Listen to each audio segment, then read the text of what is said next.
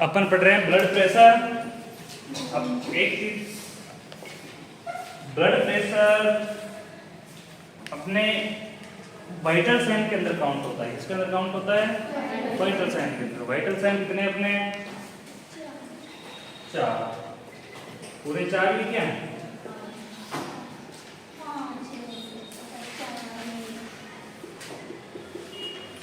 Vital sign कितने हैं? 5। कितने? 5। कौन कौन से? T, P, R, B, P. इसके बाद कौन सा आएगा? पेन। पेन दर्द। दर्द के बाद कौन सा आता है? O2 imbalance. यानी कि टोटल तो 6 हैं, लेकिन 5 मुख्य हैं। और 5 मुख्य में से जो 4 है वो 4 ज्यादा मुख्य हैं, जिनको अपन लेते हैं पेन। पेन ओनली दर्द की कंडीशन में, पेशेंट के दर्द की कंडीशन में काउंट किया जाता है। अगर पेशेंट को दर्द की कंडीशन नहीं है तो इस चीज को काउंट नहीं करते। किसी पेशेंट को चोट लगी है, चोट में दर्द है, उस कंडीशन में दर्द को भी पेन स्केल से नोट किया जाएगा कि कितना दर्द हो रहा है। दूसरा ऑक्सीजन लेवल चेक किया जाएगा, वो अलग सिस्टम है। लेकिन टीपीआर, बीपीएफ प्रत्येक पेशेंट को चेक किए जाते हैं। टी से टेम्परेचर, पी से पल्स, आर से रेस्पिरेशन और बीपी से ब्लड प्रेशर। टी से टेम्परेचर, पी से पल्स, आर से रेस्पिरेशन और बीपी से ब्लड प्रेशर। अपने टेम्परेचर पढ़ लिया, पल्स पढ़ लिया, रेस्पिरेशन पढ़ लिया, तीनों पन्ने क्लियर पढ़ लिया। ठीक है, अगला टॉपिक था अपना बीपी। क्या चल रहा है? BP, blood pressure. Blood pressure में अपन ने देखा कि ब्लड प्रेशर नॉर्मल कितना होता है?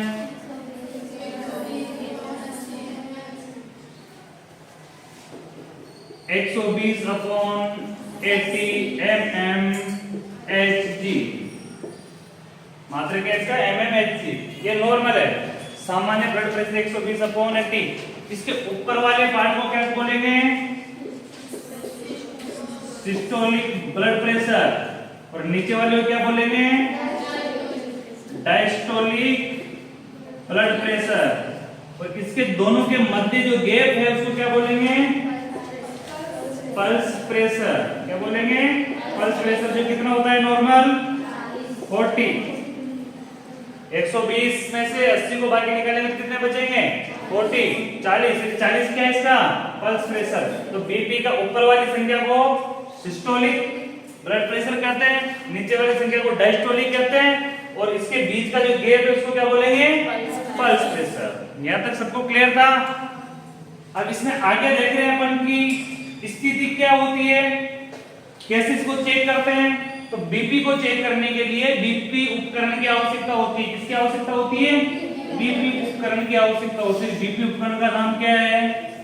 स्फेगमोमैनोमीटर। क्या है? स्फेगमोमैनोमीटर। स्फेगमोमैनोमीटर। स्फेगमोमैनोमीटर। इसको किस नाम से जानते हैं? बीपी उपकरण के नाम से भी जानते हैं, बीपी इंस्ट्रूमेंट के नाम से भी जानते हैं। और इसके साथ दूसरा उपकरण काम आता है, उसको बोलते हैं स्टेथोस्कोप। क्या बोलते हैं? स्टेथोस्कोप। स्टेथोस्कोप तो आपने सभी ने देखा होगा, स्फेगमोमैनोमीटर भी आपने सभी ने देखा होगा। जिस उपकरण से बीपी नापते हैं उसको तो क्या जाने नाम से जानेंगे? स्फेगमोमैनोमीटर के नाम से। और जिससे पल्स रेट चेक के कानों में लगाकर डॉक्टर वाला एयरफोन होता है, जो डॉक्टर का एयरफोन देखा है ना, गले में पड़ा रहता है, उसका नाम क्या है? स्टेथोस्कोप। उसका नाम क्या है? स्टेथोस्कोप। स्टेथोस्कोप दोनों एक दूसरे को नापने में सहायक होते हैं। बीपी को नापने के लिए स्टेथोस्कोप की भी सहायता लेनी पड़ती है। आपको ये पता होगी जब बीपी नापते हैं तो डॉक्टर इस जगह पे, अगर यहाँ कप बांधा हुआ है बीपी इंस्ट्रूमेंट का, तो यहाँ पे इसको लगा के देखता है स्टेथोस्कोप को लगा के। दोनों एक दूसरे के सहायक है। ठीक है, अब इसका जो प्रोसीजर है वो प्रोसीजर अपन ने नहीं पढ़ा अभी तक। प्रोसीजर नहीं पढ़ा ना? हेडिंग लगाओ, procedure of blood pressure.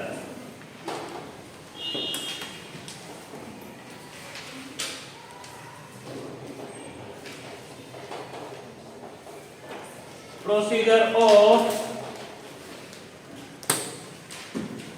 Blood pressure.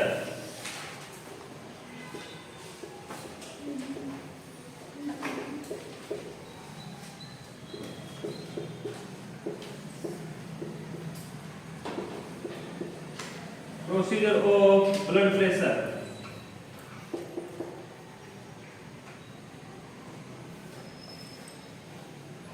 Heading लगाओ procedure of blood pressure.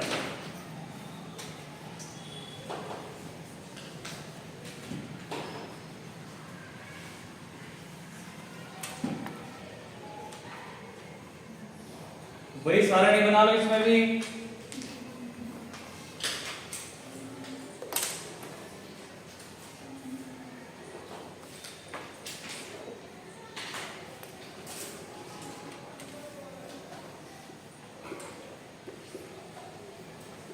Procedure step. SR number क्रम संख्या, इधर खोजे देने कारण,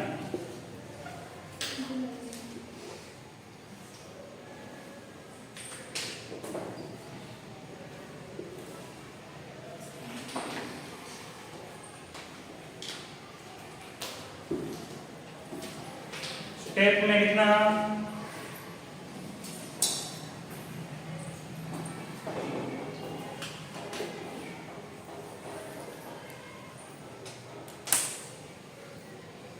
स्टेप में लिखना प्रक्रिया प्रारंभ करने से पूर्व,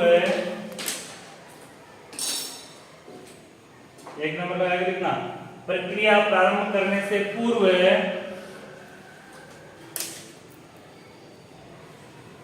प्रक्रिया प्रारंभ करने से पूर्व नर्स को हाथ धोने चाहिए। प्रक्रिया प्रारंभ करने से पहले नर्स को हाथ धोने चाहिए।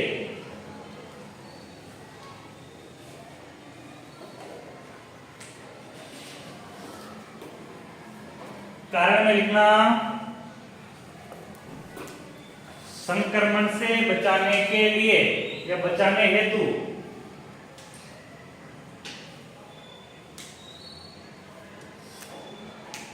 संक्रमण से बचाव हेतु। कारण में क्या लिखोगे? संक्रमण से बचाव हेतु। अब स्टेप में लिखना सेकेंड, आवश्यक उपकरणों को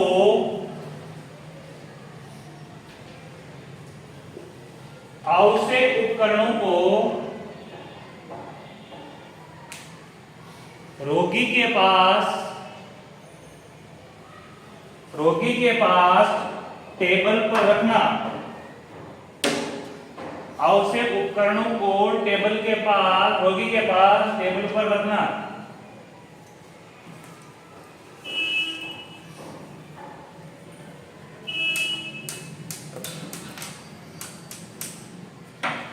क्यों?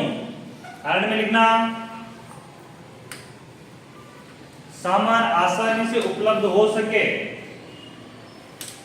या सामान आसान उपलब्ध के लिए, सामान आसान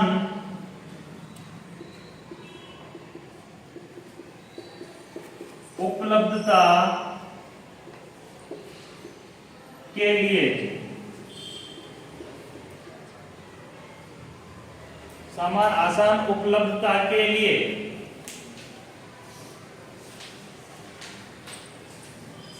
थर्ड लिखना रोगी को,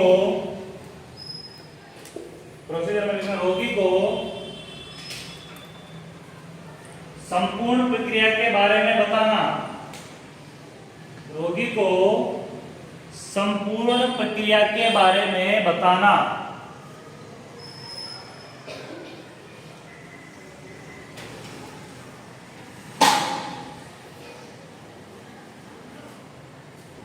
रोगी को संपूर्ण प्रक्रिया के बारे में बताना। कारण में लिखना रोगी का सहयोग प्राप्त करने हेतु, रोगी का सहयोग प्राप्त करने हेतु।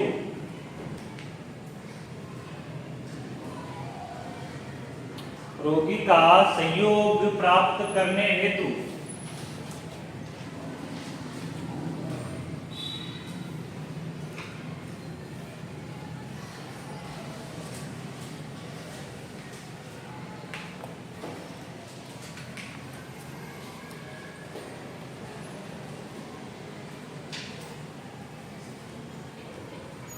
प्रोसीजर में लिखना है 4th नंबर पे, रोगी के हाथ की बाह पर, रोगी के हाथ की बाह पर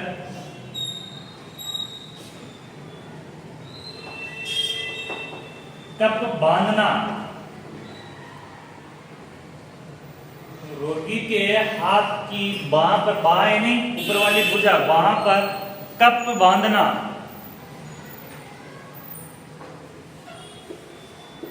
कप बांधना।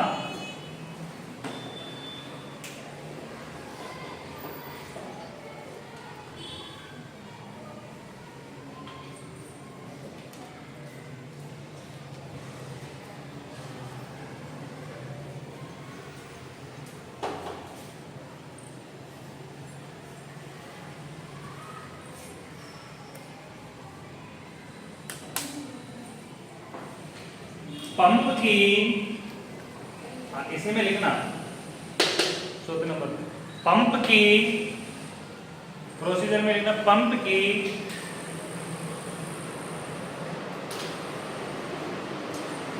घुंडी को घुमाकर, पंप की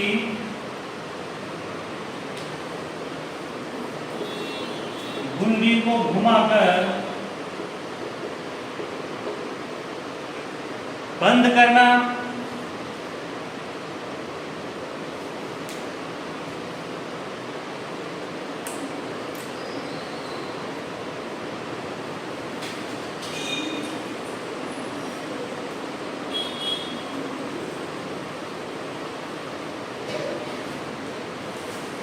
बंद करना, कारण में लिखना सिस्टोलिक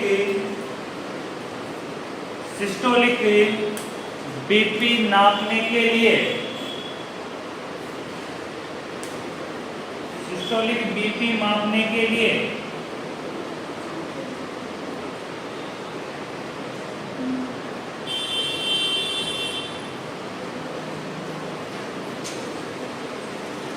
अगला पॉइंट लिखना प्रोसीजर में वापस स्टेप में,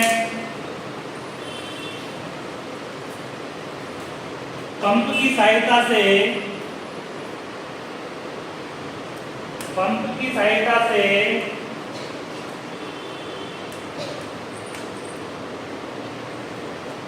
कप में जब तक हवा भरते हैं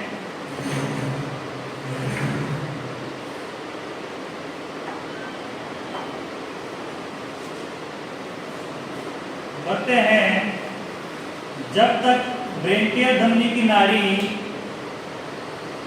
जब तक ब्रेनकियल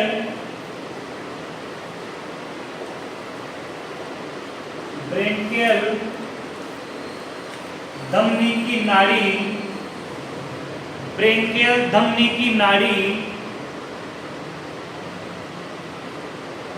बंद नहीं हो जाती,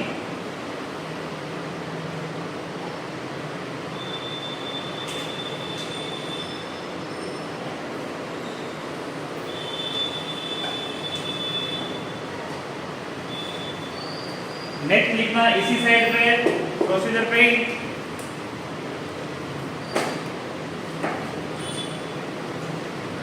वाल्व की घुंडी को विपरीत दिशा में घुमाकर वाल्व की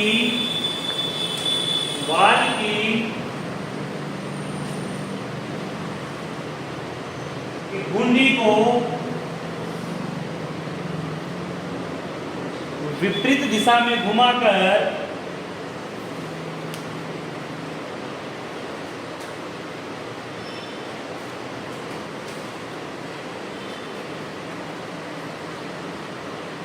वाल्व से हवा निकालते हैं,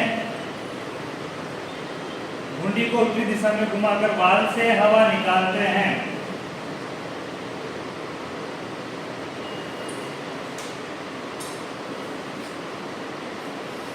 कारण में लिखना ब्रैचियल धमनी की प्रथम ध्वनि सुनने के लिए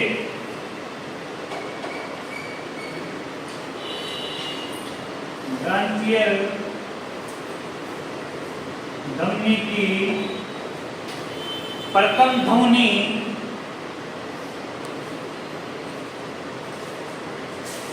ब्रांचियल धमनी की प्रथम ध्वनि यानी आवाज ब्रांचियल धमनी की प्रथम ध्वनि सुनने के लिए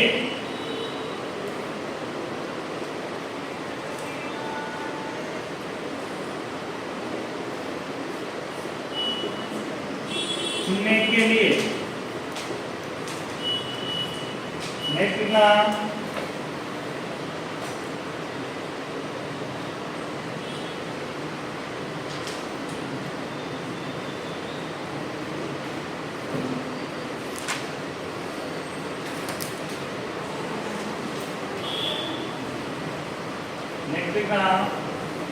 दाब को धीरे धीरे कम करते हैं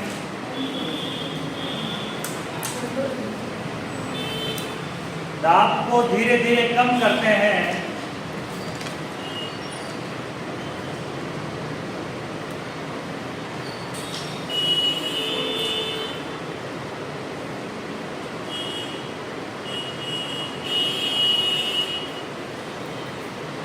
जिससे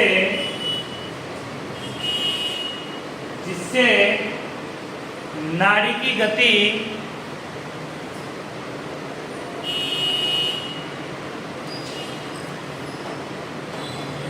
गति की आवाज स्पष्ट होकर नाड़ी की गति की आवाज स्पष्ट होकर जिससे नाड़ी की गति की आवाज स्पष्ट होकर बंद हो जाती है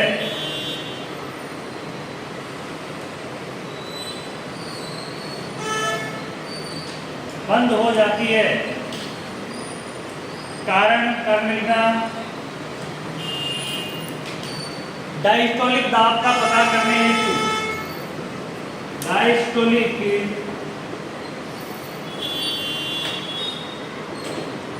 दाब का पता करने हेतु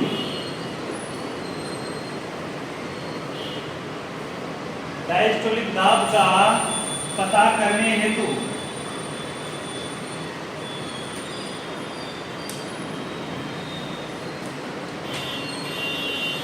आगे लिखना प्रोसीजर में कप की संपूर्ण हवा को बाहर निकाल दिया जाता है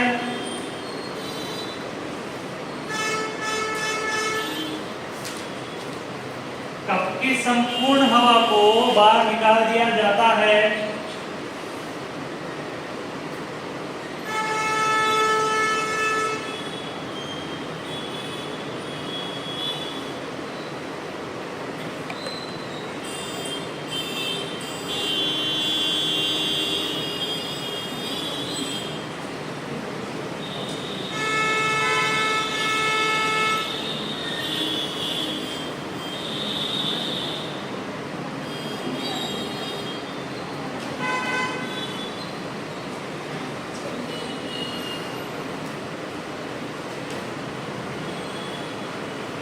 एवं शून्य कर दिया जाता है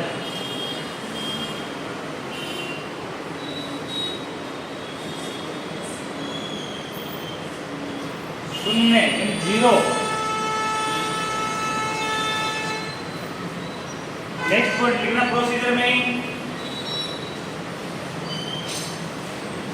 बीपी के माप को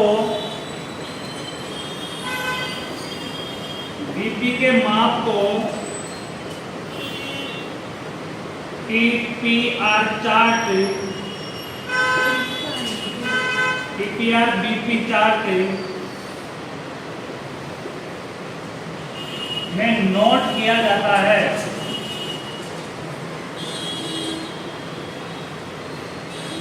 जाता है एवं बीपी एबनॉर्मल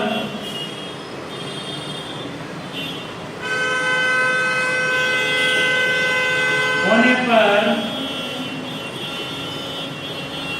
डॉक्टर को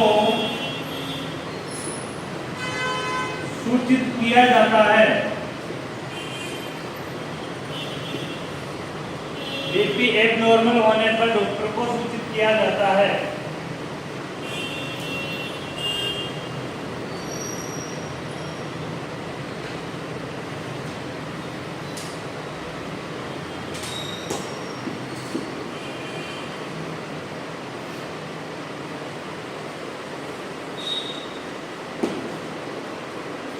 प्रोसीजर लिख लिया सभी ने?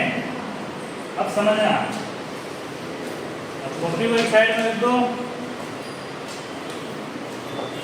किसी ने बीपी उपकरण देखा है? पारे वाला किस किस ने देखा है? बीपी उपकरण किस किस ने देखा है? बीपी मापने का जो यंत्र होता है वो किस किस ने देखा है? और किसी ने देखा ही नहीं? 4-5 लोगों ने देखा है।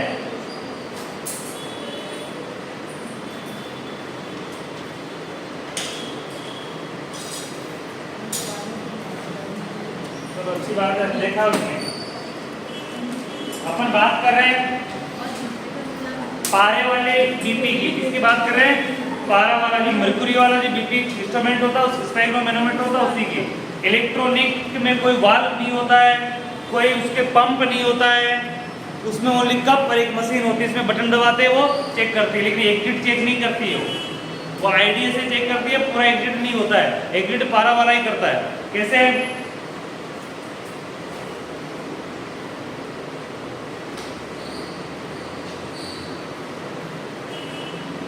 एक इस प्रकार की मशीन देखी होगी आपने।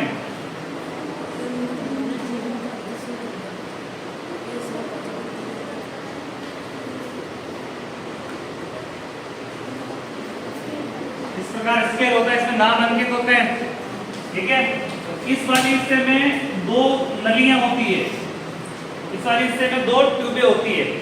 एक ट्यूब यहाँ से निकलती है जिसमें क्या लगा रहता है? कप। क्या लगा रहता है? कप। इस कप को अपने हाथ में लपेटते हैं, ठीक है। इस वाले से वो क्या बोलेंगे? कप, ठीक है। तो इसकी दूसरी जो नली होती है, ये वाली नली, इस पे सामने वाले से भी इस प्रकार का एक पंप लगा होता है। इस प्रकार का एक पंप लगा होता है गोल गोल, जिसको डॉक्टर अपनी मुट्ठी में रखता है। और इस पंप के यहीं एक घुंडी लगी होती है, उस घुंडी को बोलते हैं वाल। यहाँ पे एक वाल लगा होता है, वाल के ऊपर क्या लगी रहती है? एक घुंडी, एक बटन। इसको घुमाता है, टाइट करता है, खोलता है उसको, पंप को दबाते के साथ साथ। अब ये इससे हवा भरता है, इससे हवा भरता है तो हवा यहाँ पे जाती हुई इसको ऊपर उठाती है। एक ही पारा इसके ऊपर चढ़ता है, पारे, और वो हवा यहाँ से जाके इस पे चढ़ती, इस पे जाती है, पंप में जाती है। अब कप में जाने के बाद कप टाइट होता है, कप में हवा भरेगी तो कप क्या होगा? अपनी स्किन को खींचेगा। खींचने के बाद जहां पे जाके अपनी पल्स रुक जाती है, बीपी में हवा भर रहे हैं अपन, हवा भरे, जैसे इसमें हवा भरेंगे इसमें पारा चढ़ता जाएगा, ऊपर चढ़ता है, देखा होगा आपने, ऊपर चढ़ता है, ऊपर नंग दिए हुए। जहां पे जाके डॉक्टर इसको चढ़ाता हुआ कानों में स्टेथोस्कोप लगा के उसको ब्रांचियल नाड़ी पे लगाता है। जहां पे नाड़ी बंद हो जाती है, यानी उसको चढ़ाते चढ़ाते चढ़ाते जहां पे बिल्कुल ही नाड़ी धड़कना बंद हो, आवाज आने बंद हो जाती है, तो वो कौन सी बीपी हो गई? वो कौन सी बीपी हो गई? Systolic BP. वो कौन सा पॉइंट हो गया? सिस्टोलिक। यानी कि उसको ऊपर चढ़ा रहे हैं, चढ़ाए जा रहे हैं, चढ़ाते चढ़ाते जहां पे जाके नाड़ी बंद हो जाती है, इसकी धमनी आना बंद हो जाती है नाड़ी की, तो वो कौन सा ब्लड प्रेशर हो गया? Systolic blood pressure. Systolic blood pressure यानी ऊपर वाला नोट कर लिया कि जैसे 120 आ गया, उसको नोट कर लिया। उसके बाद वापस वाल्व को ढीला करेंगे। क्या करेंगे? वाल्व को ढीला करेंगे। वाल्व को ढीला करते करते करते करते जहां पे अपने को ध्वनि सुनाई देने लग जाती है। क्या ध्वनि सुनाई देने लग जाती है? उसकी धीरे धीरे आवाज आने लग जाती है, प्रथम ध्वनि। और प्रथम ध्वनि सुनते सुनते प्रथम आवाज जहां से उसकी आएगी बंद होने की या शुरू होने की, वो तो सिस्टोलिक हो गया। यानी जब प्रथम ध्वनि उसकी सुनाई देगी तो सिस्टोलिक, सिस्टोलिक के बाद धीरे धीरे उसको ढीला करते जाएंगे। क्या करते जाएंगे? ढीला, हवा निकालते जाएंगे।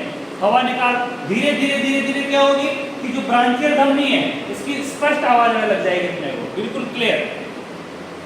और क्लियर आवाज आके धीरे धीरे वो आवाज बंद हो जाती है। तो जहां पे वो बंद होती है, जिस स्थान पे वो बंद होती है उसको क्या बोलेंगे? डायस्टोलिक। यानी कि ब्रांचियल धमनी की आवाज जहां पे बंद हो जाती है उसको क्या बोलेंगे? डायस्टोलिक। जैसे 80 पे mmHg पे आ जाता है, ठीक है, वहां पे इसको डायस्टोलिक बोलेंगे। अब जैसे डायस्टोलिक नोट हो गई उसके बाद इस वाल्व को पूरा खोल देंगे और इस पाए को यहां से कहां ले आएंगे? वापस जीरो पे लाके मशीन को समेट कर रख देंगे। टीपीआर चार्ट में इसको नोट कर लेंगे और डॉक्टर को, अगर एबनॉर्मल है तो डॉक्टर को सूचित कर देंगे। बीपी का समझ में आया? किसके समझ में आया? किसके समझ में आया बीपी कैसे लेते हैं? आपके लिए बीपी उपकरण लाए?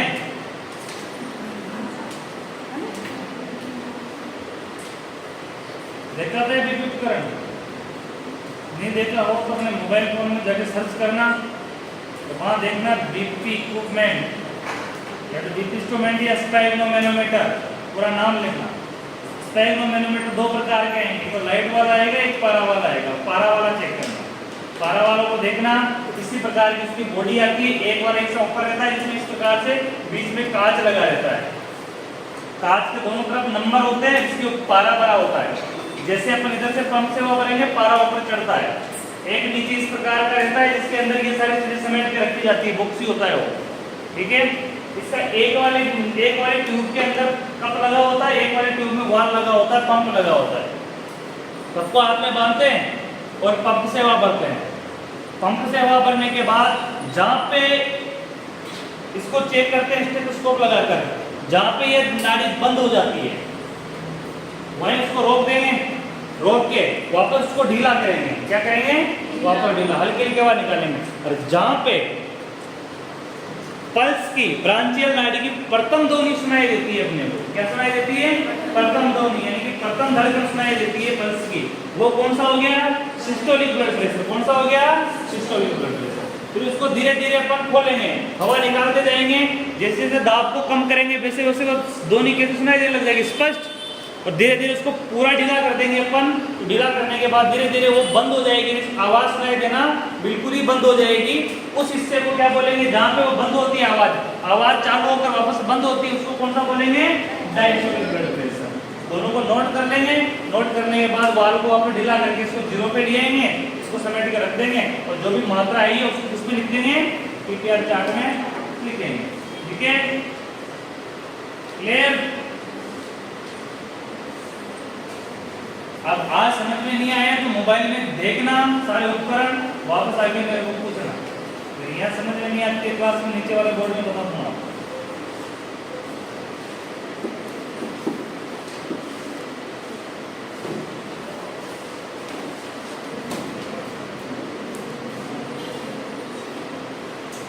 हेडिंग लगाना, रिकॉर्ड एंड रिकॉर्ड।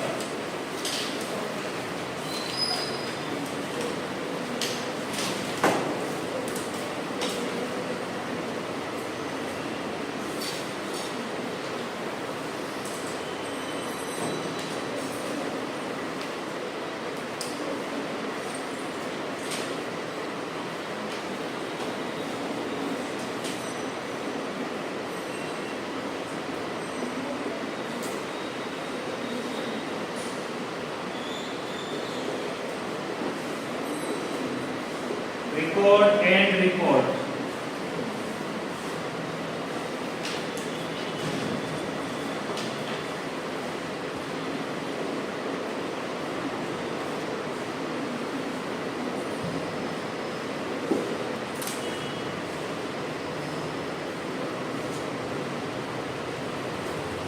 इस पे लिखना रिकॉर्ड एंड रिकॉर्ड में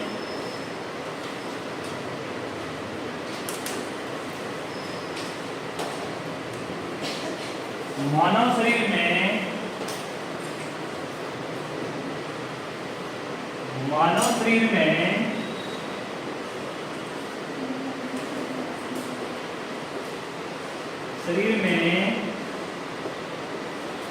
निम्न वाइटल साइन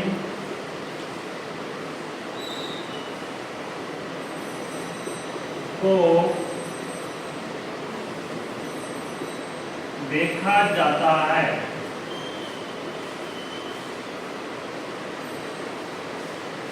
पहला है टेम्परेचर, सेकंड है पल्स, थर्ड है रेस्पिरेशन, फोर्थ है blood pressure.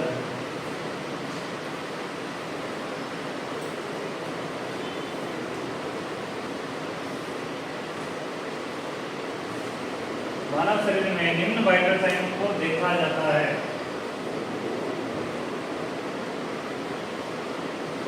Temperature, respiration, pulse और ब्लड प्रेशर।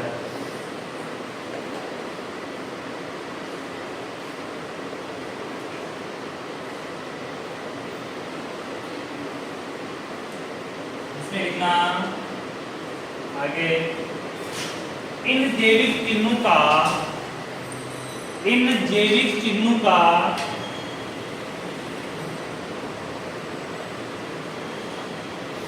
उचित तकनीक द्वारा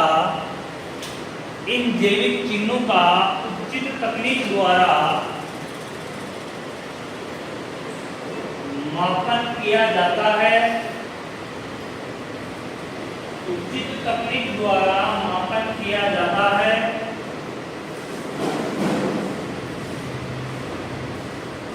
एवं इन्हें टीपीआर चार्ट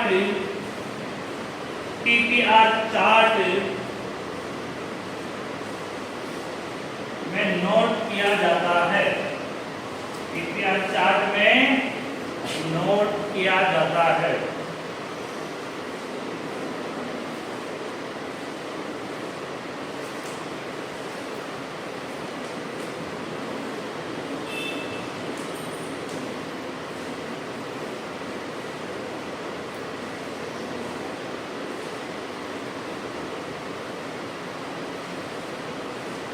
रोगी के वाइटल साइन जैविक चिन्ह, रोगी के जैविक चिन्ह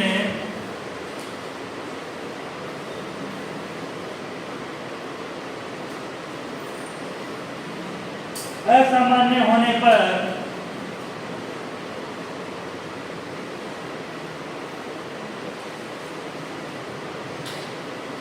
चिकित्सक को सूचना देनी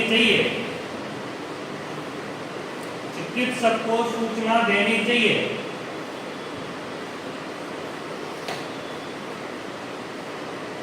और पेशेंट को यानी रोगी को उचित देखभाल प्रदान करनी चाहिए एवं रोगी को उचित देखभाल प्रदान करनी चाहिए।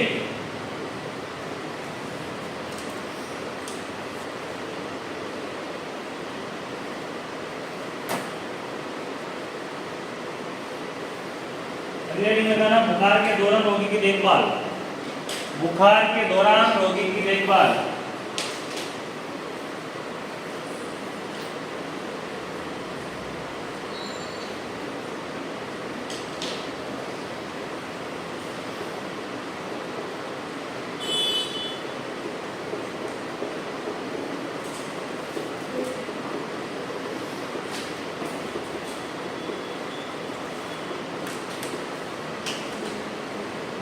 बुखार के दौरान रोगी की देखभाल।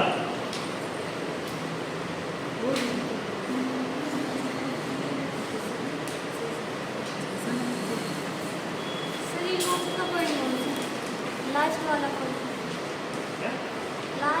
पॉइंट हाँ लास्ट हेडिंग में बुखार के दौरान रोगी की देखभाल। नहीं, इसका रिकॉर्डिंग रिपोर्ट का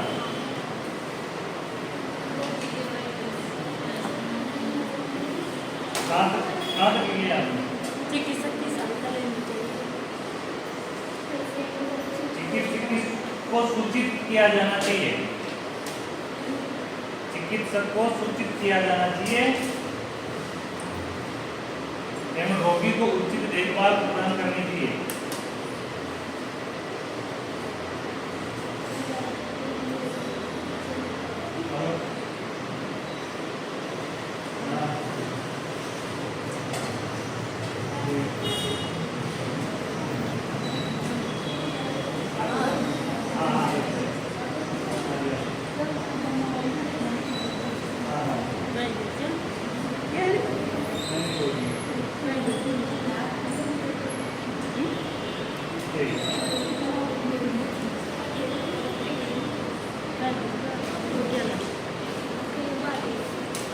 देखना हम कैसे देखभाल करेंगे। सबसे पहला नंबर, रोगी के शरीर का ताप नियमन करना। रोगी के शरीर का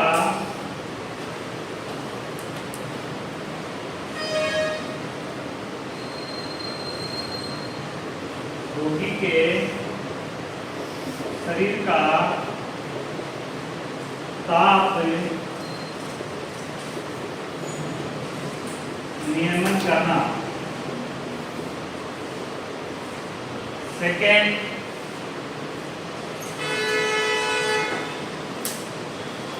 रोगी की व्यक्तिगत स्वच्छता बनाए रखना।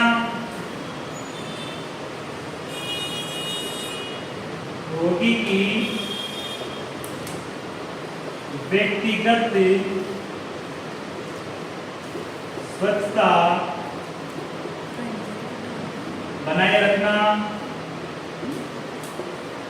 रोगी की व्यक्तिगत स्वच्छता बनाए रखना। रोगी का अवलोकन करना।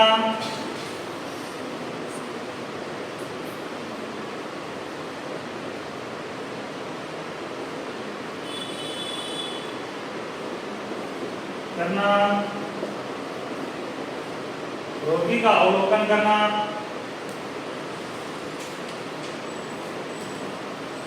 रोगी की पोषण संबंधी आवश्यकताओं की पूर्ति करना। रोगी की पोषण संबंधी आवश्यकताओं की पूर्ति करना।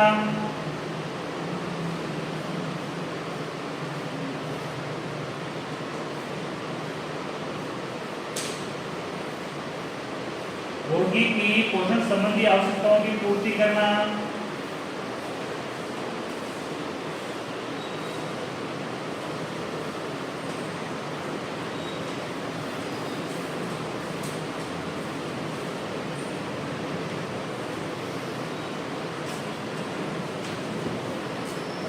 रोगी की सुरक्षा हेतु उपाय करना। रोगी की सुरक्षा हेतु उपाय करना।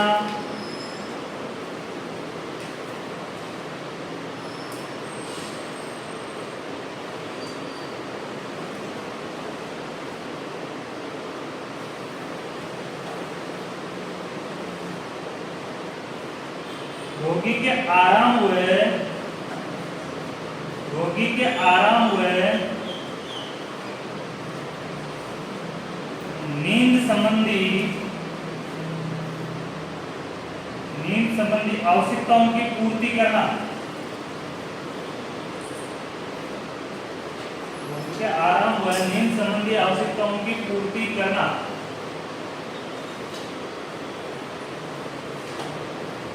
कितने पॉइंट हो गए? सही होगी क्या? काफी है। पहला पॉइंट क्या है? ताप का कैसे करोगे नियमन? ताप का नियमन मतलब कंट्रोल करना। ताप को क्या करना? कंट्रोल करना। कैसे करोगे कंट्रोल? अरे किसी पेशेंट, एक मान के चलो आप ट्रेन में जा रहे हो, सुनना मैं क्या बोल रहा हूँ उसी ध्यान से सुनना। आप ट्रेन में जा रहे हो, आपके पास न तो कोई मेडिसिन है, ना आपके पास कोई डॉक्टर है, और न किसी प्रकार की मेडिकल संबंधी आपके पास सुविधाएं हैं। किसी प्रकार की कोई सुविधाएं नहीं है, यानी कोई पेन किलर आपके पास नहीं है, कोई एंटीबायोटिक दवाई आपके पास नहीं है। अचानक किसी को अपने सामने तेज बुखार आ जाता है तो आप ट्रेन रुकने तक क्या करोगे? क्या करोगे? बिल्कुल, सबसे पहला काम करो शीतल पेय पदार्थ देना। सबसे पहले तो उसको ठंडा पानी पिलाएंगे। क्या करेंगे? ठंडा पानी। ठंडा पानी पिलाने से क्या है, उसका इंटरनल जो टेम्परेचर बढ़ा हुआ है वो क्या होगा, कुछ समय के लिए ठंडा होगा। कुछ समय के लिए वो क्या होगा, ठंडा होगा। सबसे पहले क्या करना है, ठंडा पानी पिलाना है। उसके बाद कोल्ड स्पंज देना। क्या देना? कोल्ड स्पंज, यानी गीला कपड़ा लेना, उसके हाथ पैरों पे लगाना, ललाट पे लगाना, चेस्ट के ऊपर लगाना और उनको बार बार हटाते रहना, बार बार गीला करते रहना। ऐसा नहीं कि उसको लगाए रख दो। लगाए रखने से क्या प्रॉब्लम होती है, कोई भी ठंडा कपड़ा गीला करके, किसी गीले कपड़े को आप किसी के ललाट पे रखते हो, सुनना, और उसकी बॉडी गर्म है तो वो धीरे धीरे वो कपड़ा क्या हो जाएगा, गर्म हो जाएगा। धीरे धीरे गर्म हो जाएगा तो आपको ये पता है कि पानी ज्यादा गर्म होता है, तो वो कपड़ा धीरे धीरे उसको उल्टा गर्म करने लग जाएगा। वो कपड़ा क्या करने लग जाएगा, उसको उल्टा गर्मी प्रदान। इसलिए उसको बार बार हटाना है, बार बार पानी में भिगोना है, फिर बार बार लगाना है। इसे लगा के नहीं रखना है गीला कपड़ा।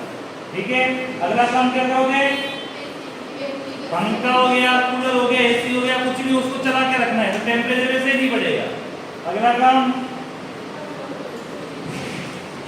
और क्या करोगे,